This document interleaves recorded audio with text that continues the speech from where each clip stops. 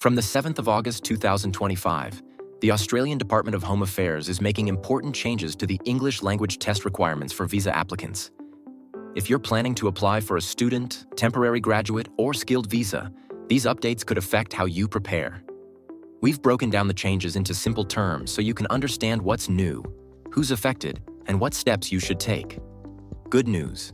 There are now more ways to meet the English requirement. From the 7th of August 2025, you can also use results from these newly approved tests. Canadian English Language Proficiency Index Program, Language Cert Academic, and Michigan English Test. Just like before, test results are valid for up to 3 years from your test date, unless your visa type has a shorter validity period. The government has adjusted the minimum scores for certain tests so they better match the English levels needed for Australian visas. This applies to PTE Academic, C1 Advanced, OET, and TOEFL IBT. Please note that the C1 Advanced test will no longer count if you're applying under the Vocational English category. Let's start with Student Visa Subclass 500. Most applicants will need to meet an English test score unless they're exempt based on nationality. Lower scores may be accepted if you're taking 10 to 20 weeks of a lycos.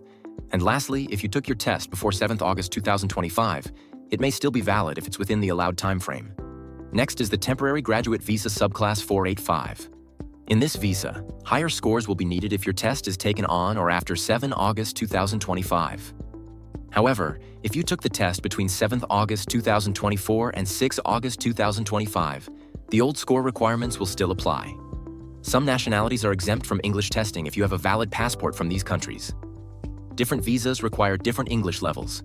Each level can be met by any accepted test as long as your score maps to that level.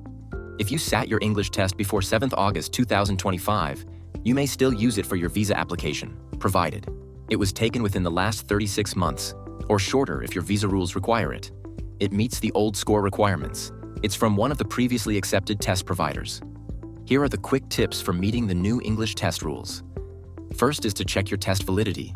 Even older results might still count if they fall within the allowed time frame. Second, know your required English level. Third, book your test early. Seats fill up fast, especially with newly approved test providers. Lastly, pick the test that plays to your strengths. You now have more choices, so choose the format you're most confident in. You'll have more English test choices, but also some higher score requirements for certain visas. If you're unsure which rules apply to you, speak to a registered migration agent. Getting it wrong could delay or even block your visa.